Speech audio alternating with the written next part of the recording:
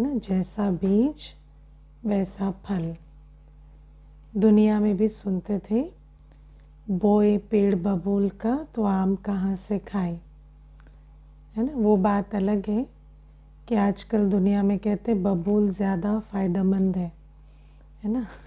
तो जैसे जैसे समय बदलता है सब कुछ बदल जाता है, लेकिन बाबा हमें सिंपल सी बात कहते कि जैसा बीज वैसा फल। और बाबा समझाते कि बीज सिर्फ कर्म नहीं होता, बीज अवस्था भी है, बीज स्मृति भी है, बीज संकल्प भी है, बीज भावना भी है, वृत्ति भी है। तो बाबा कहते चिंता की अवस्था में कमाई करेंगे, परिवार संभालेंगे, संभल जाएगा, धन भी आ जाएगा, हो सकता है, कभी ना भी आए हो सकता है, लेकिन आ भी गया तो साथ में चिंता लेकर आएगा, क्योंकि जैसा बीज वैसा फल, है ना। इसको बहुत अच्छे से समझना होता है। अगर हमने कोई भी कर्म किया, हम संबंध में आए, बीज है काम विकार, है ना, तो उसका उस संबंध से हमें कोई सुख नहीं मिलेगा। उस बीज की जो फल है वो भी क्या है कि उस संबंध में काम विकार का ही महत्व होगा।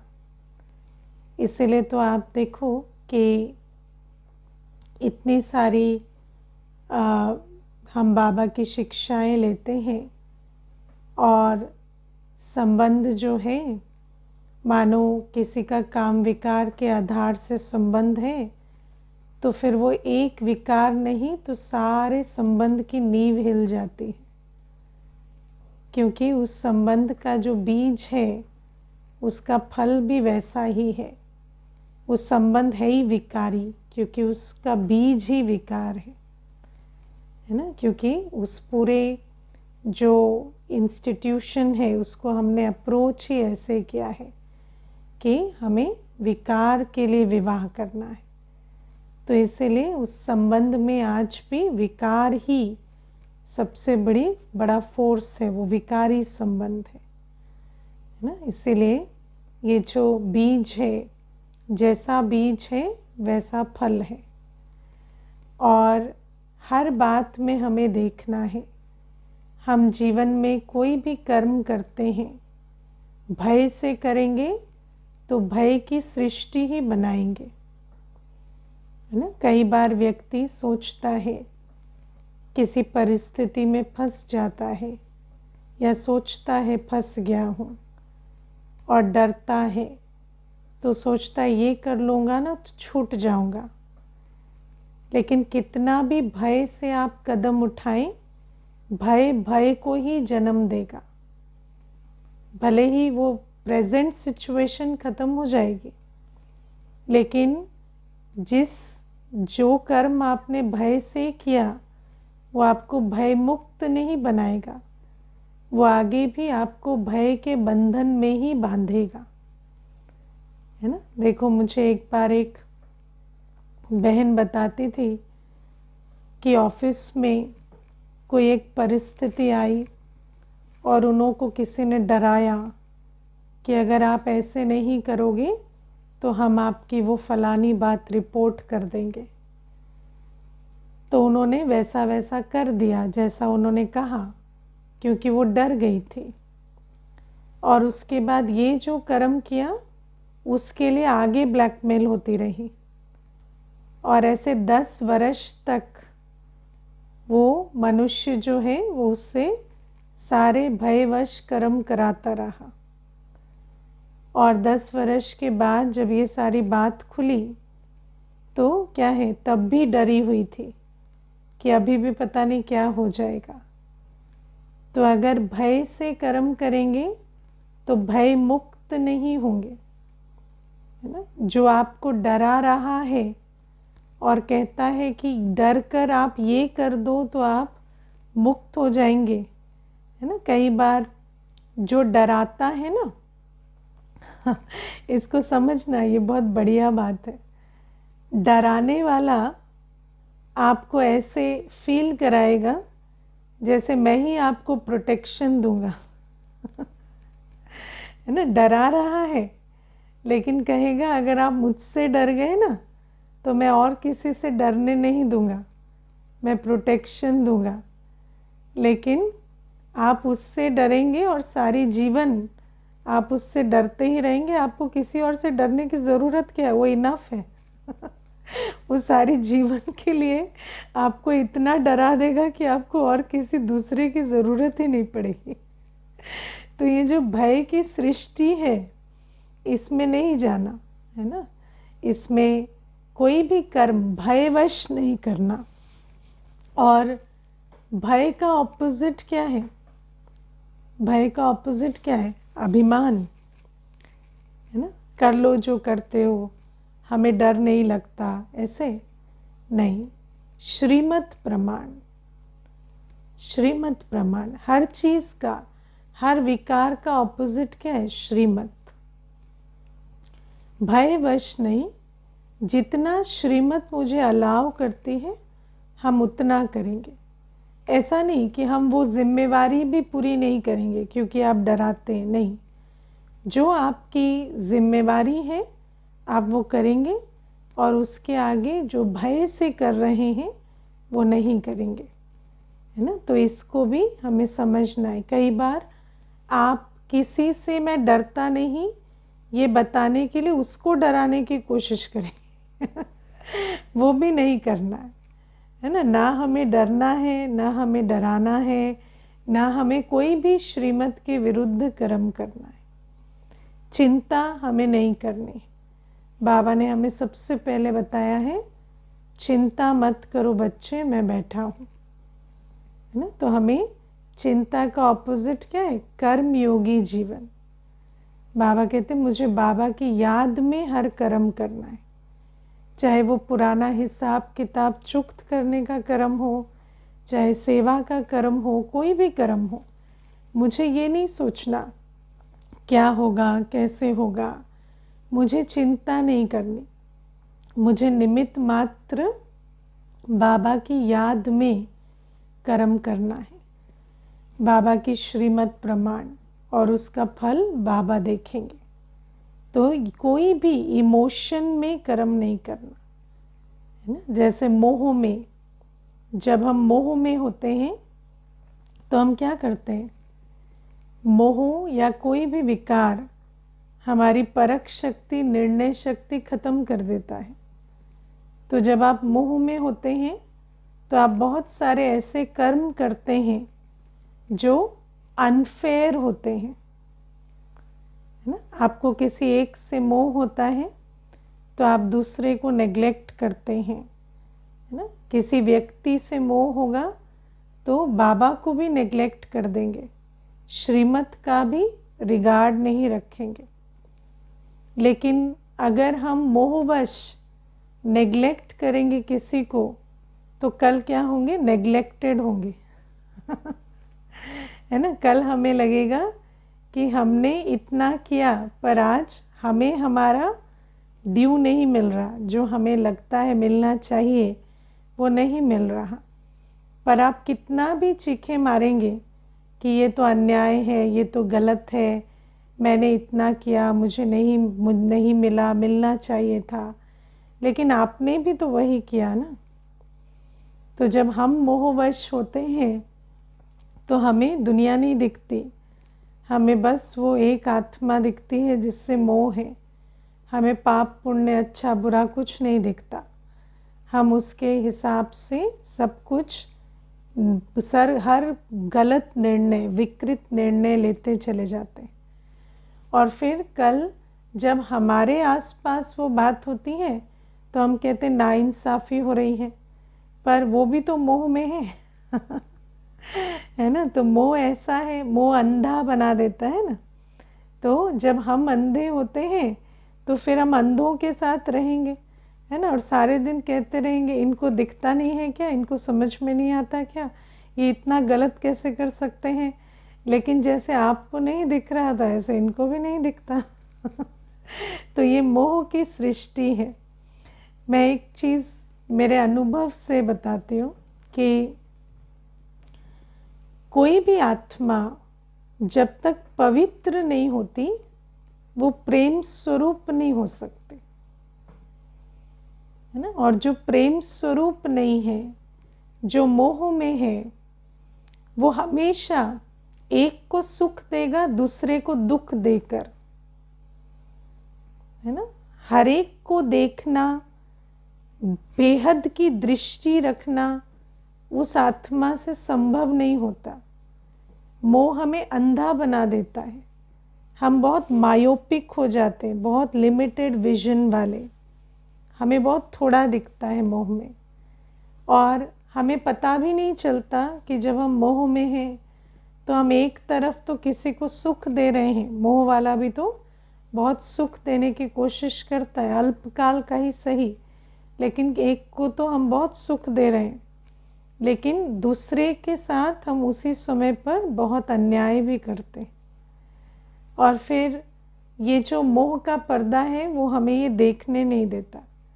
लेकिन जब हम किसी और के मोह का शिकार बनते हैं, माना जब हमारे साथ वही चीज़ होती है तो हमें वो ठीक नहीं लगती, लेकिन ये मोह की सृष्टि ही ऐसी है ना। तो इसीलिए हर बीज का इक्वल एंड ऑपोजिट फल होता है ना। चिंता हो, भय हो, मोह हो, काम विकार हो, क्रोध हो, है ना। क्रोध से हर कर्म करेंगे तो जीवन में क्या होगा, क्रोध का संस्कार आएगा।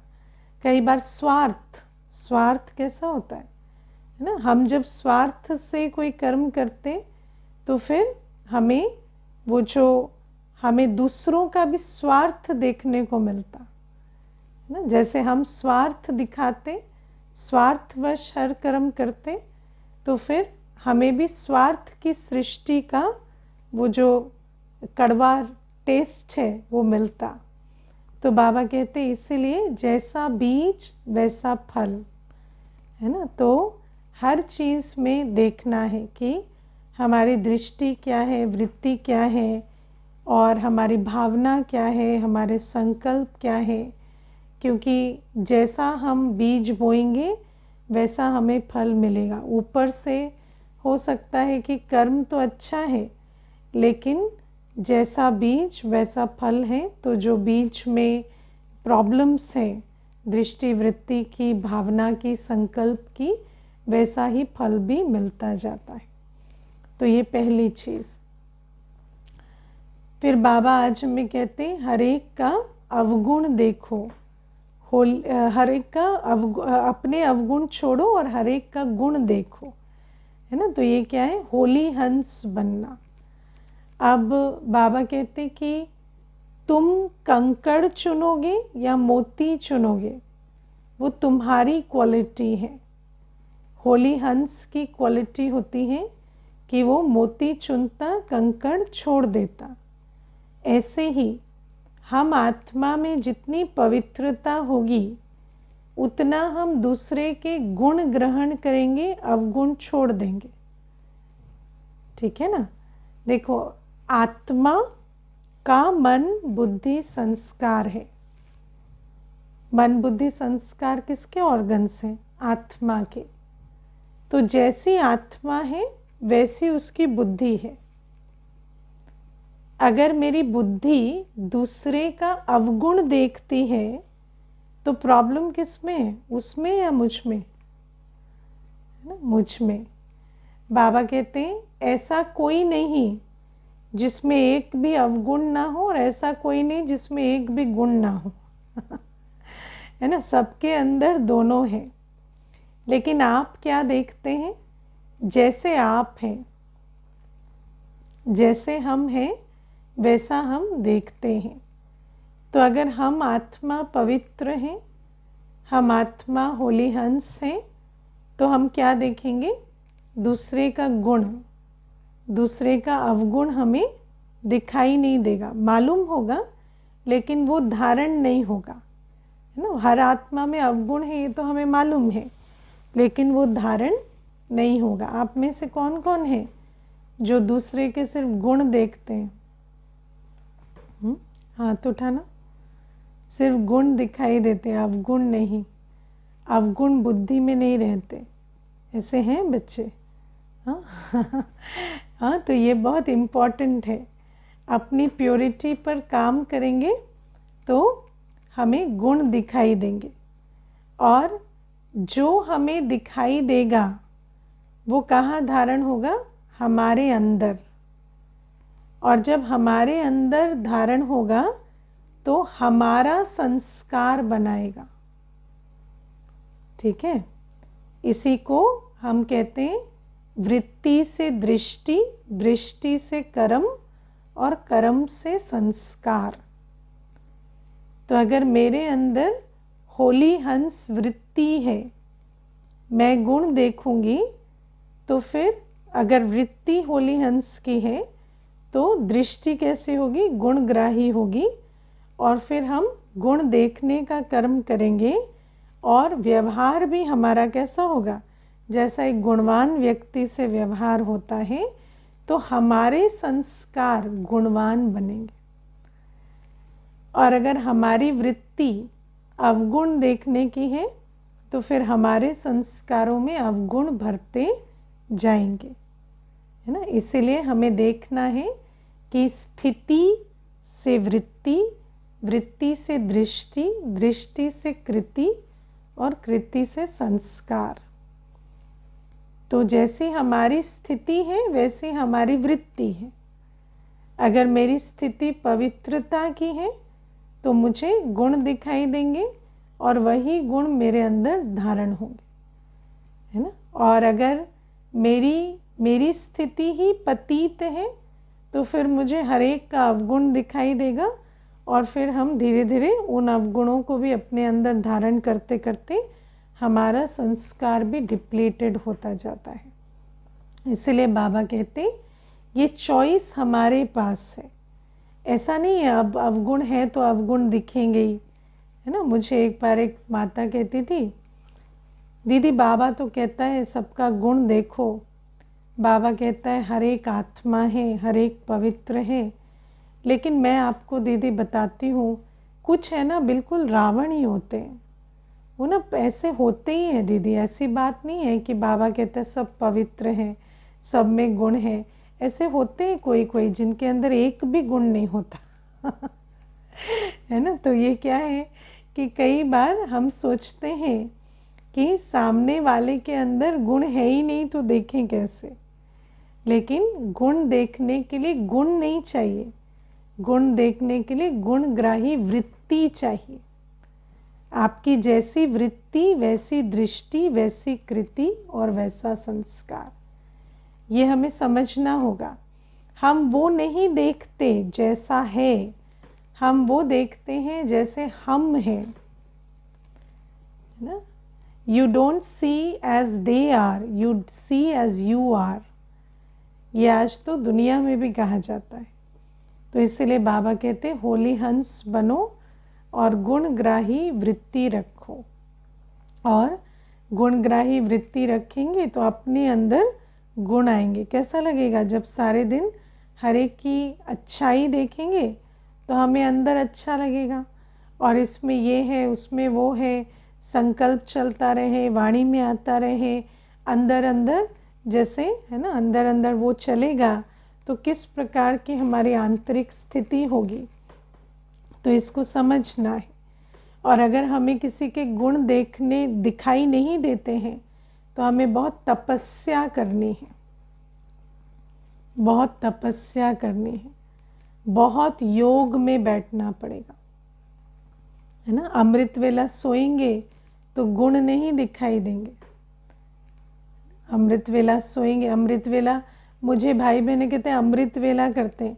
योग भट्टी होती है तो आंख बंद करके योग करते हैं, है ना, झुटकियाँ मारते हैं और कहते हैं हम अमृत वेला करेंगे।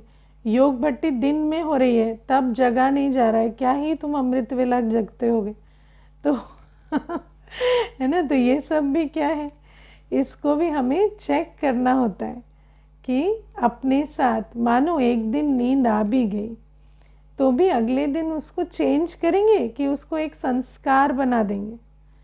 और अगर बाबा का बनने के बाद ऐसे संस्कार बनाएंगे तो हमारा कल्याण कैसे होगा, है ना, हमारा कल्याण कैसे होगा। अगर नींद आती है तो फिर मुंह पर छींटे मारो, कुछ ना कुछ, है ना, थोड़ा हल्का चलते चलते योग करो, कुछ भी करो, लेकिन जाग कर बैठो।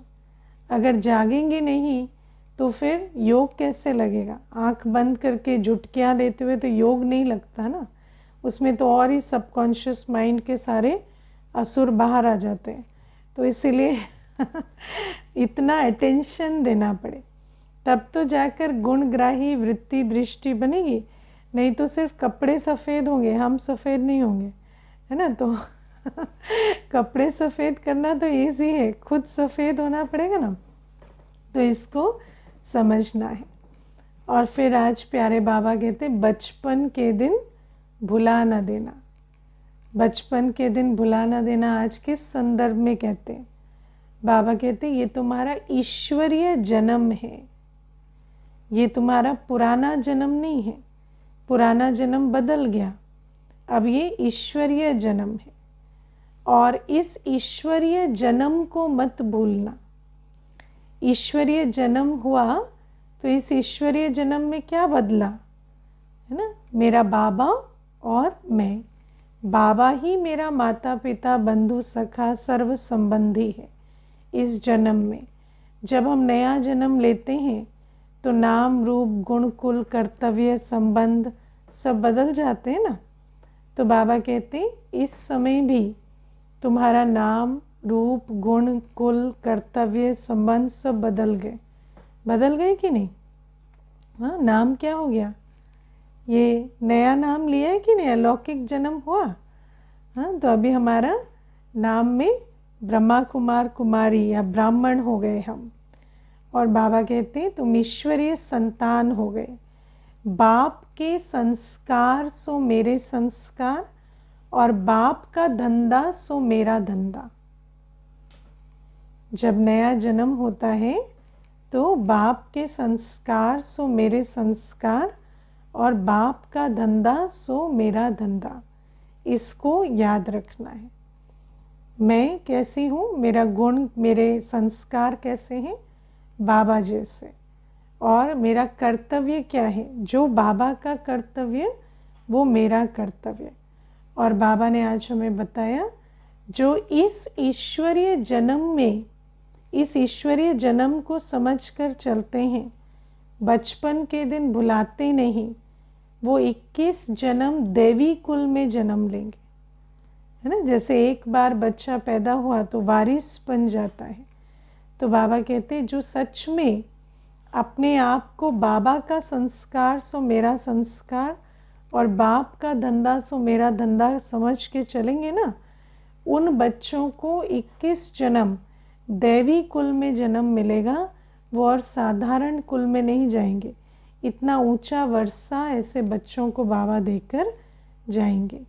लेकिन बाबा पूछते हैं आज, क्या तुम ब्रह्मा बाबा के समान, जैसे ब्रह्मा बाबा ने अपने इस दिव्य अलौकिक ईश्वरीय जन्म की लाज रखी, ऐसे क्या तुम अपना तन मन धन पूरा ईश्वरीय सेवा में लगाकर इंश्योर करते हो, है ना। पूरा पूरा तन मन धन तुम ईश्वरीय सेवा में लगाकर इंश्योर करते हो। किस किस ने किया है? तन मन धन सर्वस्व सेवा में लगाकर इंश्योर किया। बाबा कहते एक जन्म इंश्योर करेंगे तो 21 जन्म मिलेगा। अब बाबा हमें ये भी समझाते हैं कि इस जन्म में हमारा सब कुछ बाबा का है। बाबा जैसे परमधाम से सेवा के लिए आए हैं। बाबा क्यों आए हैं? बाबा आए हैं इस आसुरी सृष्टि को दैवी सृष्टि बनाने के लिए।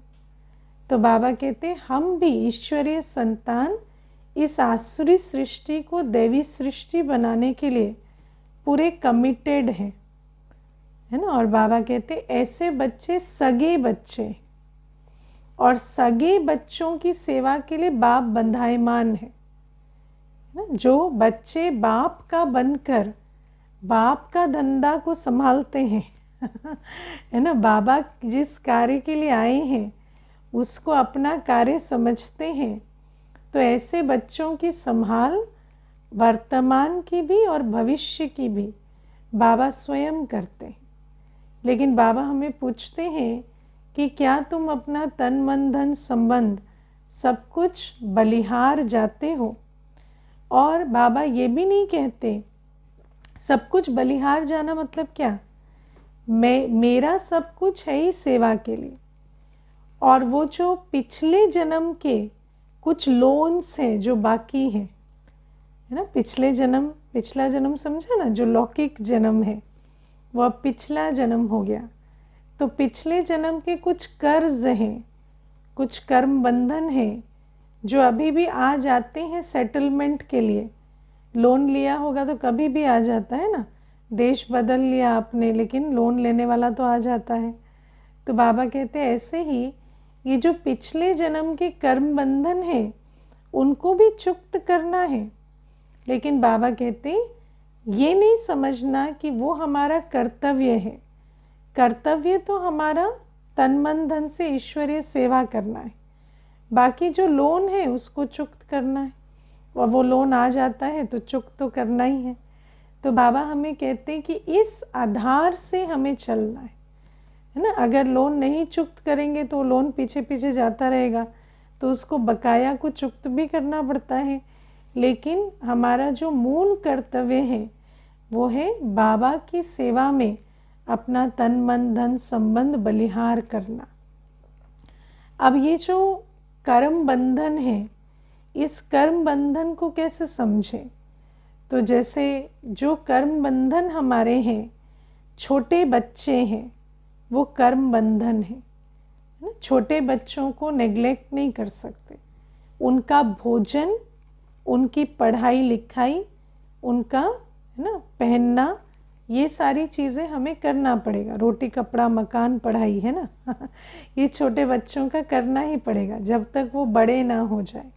वो हमारा कार्मिक अकाउंट है, उसको सेटल करना है। लेकिन इसका मतलब ये नहीं बच्चों को जन्म दे के फिर ये करना है, नहीं। बाबा का ज्ञान मिल गया तो अब फिर नया कर्म बंधन लाना नहीं है, जो है ऑलरेडी उसको चुक्त करना है ना। अब मानो कोई माता पिता है, अब माता पिता की भी यदि बुजुर्ग आयु है, खाने को नहीं है, मेडिसिन नहीं है, तो ये सारी हमारी जिम्मेवारी है कि उनकी दवाइयाँ, उनकी भोजन, ये सारी चीज़ें हमें करनी होती हैं।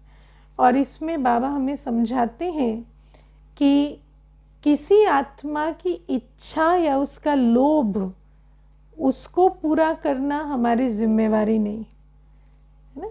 किसी आत्मा की इच्छा या लोभ पूरा करना हमारी जिम्मेवारी नहीं है। बच्चों को लायक बनाना और माता पिता का कर्ज उतारना, उनके लिए भी है ना छत, खाना पानी और दवाइयाँ, ये इंतज़ाम करना है। बाकी किसी भी आत्मा का लोभ या इच्छा पूरी करनी हमारी जिम्मेवारी नहीं, क्योंकि इच्छाएं और लोभ कभी पूरे होते नहीं। ठीक है, तो इनको हमें समझना होता है कि कार्मिक अकाउंट क्या है और क्या नहीं है ना। जैसे कई बार ऐसे भी बातें आती हैं, जैसे एक भाई था तो कहता था मेरे पिताजी का ज़मीन का झगड़ा है ना, तो ज़मीन का चाचा के साथ झगड़ा है, तो अब वो अकेले कर नहीं पाएंगे, तो मुझे गांव जाकर उनके लिए लड़ना है। तो हमने कहा ये झगड़े कभी ख़त्म नहीं होते है ना, आप जाएंगे तो आप भी झगड़ते रहेंगे, लेकिन इसका मतलब ये नहीं है कि सल्यूशन मिल जाएगा। फिर भी गया, और गया तो वापस थोड़ी आया, वो वहीं फंस के रह गया। तो ये सब क्या है कि ये जो इच्छाएं हैं, दूसरे के कार्मिक अकाउंट्स में अपने कार्मिक अकाउंट को उलझाना, ये चीज़ें हमें नहीं करनी होती। बाकी जो बेसिक चीज़ें हैं वो हमें करनी है।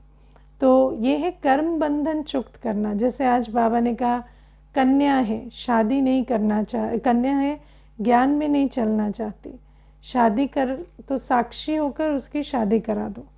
तो ये भी क्या है, कार्मिक अकाउंट चुक्त हुआ। क्यों? क्योंकि उसकी सेफ्टी सिक्योरिटी नहीं तो हमेशा का एक है ना एक प्रॉब्लम रहेगी। तो इसीलिए ये छोटी छोटी बातें, ये कर्म बंधन है, इनको हमें चुक्त करना होता है। लेकिन बाबा कहते कि इसमें ये भी समझना होता है कि ऐसा नहीं कि वो कर्म बंधन चुक्त करना हमारी प्रायोरिटी बन जाए। हमारा जीवन तन मन धन और संबंध से सेवा करने का है ना। तो संबंधों में, लौकिक संबंधों में मोह होगा तो हम अपनी संबंध की शक्ति, देखो हर आत्मा में इतनी प्यार की शक्ति है, संबंध निभाने की शक्ति है, उस शक्ति का हमें कैसे प्रयोग करना है, उस संबंध की शक्ति से हमें बाबा से सर्व संबंधों का अनुभव कर आत्माओं को रूहानी ईश्वरीय प्यार का अनुभव कराना है। लेकिन अगर हम लौकिक में ही अपनी सारी संबंध की शक्ति लगा देंगे तो हम सेवा में संबंध की शक्ति कैसे यूज़ करेंगे।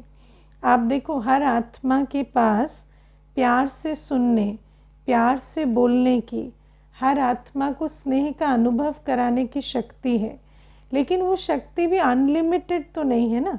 तो इसीलिए हमें ये समझना होता है कि हाँ, कर्म बंधन चुक्त करने में भी हमें वो शक्ति लगानी है, लेकिन साथ साथ हमें उसमें भी सेवा भाव रखना है, क्योंकि वो भी आत्माएं हैं, जैसे बच्चा है, युगल है, तो उनके साथ भी हम सेवा भाव रखें, रूहानी प्यार दें। और बाकी भी सेवा अर्थ हमारे दिल में इतना रूहानी स्नेह होना चाहिए कि हर आत्मा जिससे हम संपर्क संबंध में आए उनको रूहानी स्नेह का अनुभव कराकर हम बाबा का बना सके। फिर बाबा कहते धन की शक्ति है। तो धन किस लिए है? बाबा कहते धन है बाबा के घर के लिए, है ना। बाबा के यज्ञ में जो ज़रूरत होती है उसमें अपना धन लगाना है। सारा धन ऐसे नहीं कि लौकिक कर्म बंधन में, कर्म बंधन चुक्त करने में तो इतना धन नहीं लगता, कर्म बंधन बनाने में धन लगा रहे हैं ना। इसकी इच्छा, उसकी डिज़ायर, उसका लोभ, इसकी पूर्ति सब करने में लगा रहे हैं। तो बाबा कहते मोहवश धन को लुटा नहीं देना है। धन है तो रूहानी हॉस्पिटल कम कॉलेज खोलो, ईश्वरीय सेवा में धन लगाएं। फिर बाबा कहते मन है तो मन में क्या करना, मन में बाबा जो श्रीमत प्रमाण हमें मनसा सेवा के लिए हमें डायरेक्शन देते हैं कि अपने मन की शक्ति से श्रेष्ठ शक्तिशाली संकल्प रच ईश्वरीय सेवा करो, सर्व आत्माओं के कल्याण के प्रति संकल्प रचो, इस विश्व को अपनी संकल्प शक्ति से सींचो। तो बाबा कहते मन से ये सेवा करनी है।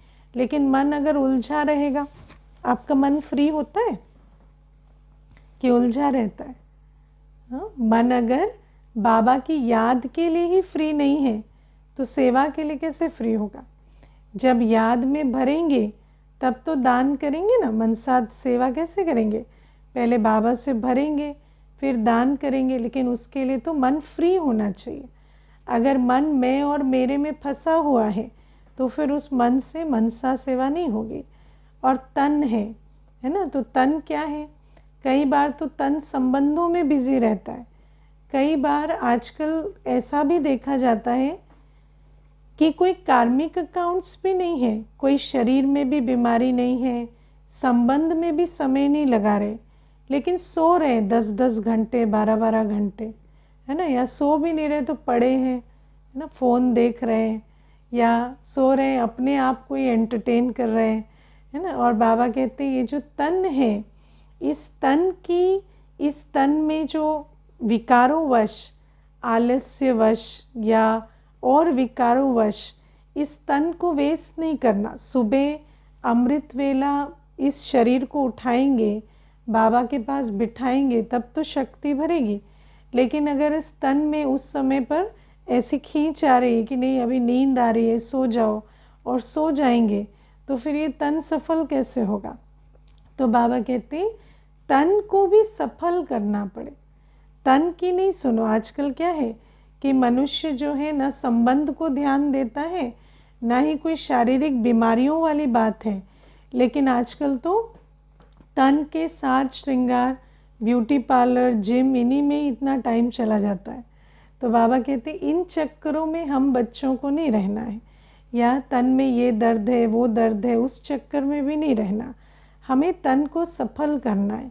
अमृत वेले से लेकर हमारा मुख, हमारे नैन, हमारे कान, हमारा शरीर पूरा सेवा करे। करता है शरीर? मुख खुले तो बाबा के महावाक्यों से किसी का कल्याण हो, नैनों से रूहानी दृष्टि दे। उसमें भी कभी ये संकल्प नहीं चलना चाहिए कि कितने की महावाक्य जो है वो बोलने में थक जाए मुख, ऐसा नहीं है ना। कितनी भी सेवा इस तन से हो सके, कितना भी ज्ञान सुना सके, कितनी भी आत्माओं को रूहानी दृष्टि दे सके, हाथों से ब्रह्मा भोजन बना सके, सुबह उठकर शरीर को साध कर बैठकर बाबा को याद कर सके, उतनी हमें तन से सेवा करनी है। तो बाबा कहते तन मन धन संबंध सब सेवा में समर्पित होना चाहिए, और तभी जाकर बाबा कहते तुम भी तख्त नशीन बनेंगे। और उसके लिए पहले ईश्वरीय जन्म नहीं भूलना कि अब मैं बाबा का, बाबा मेरा, और दूसरे से कोई लेना देना नहीं है।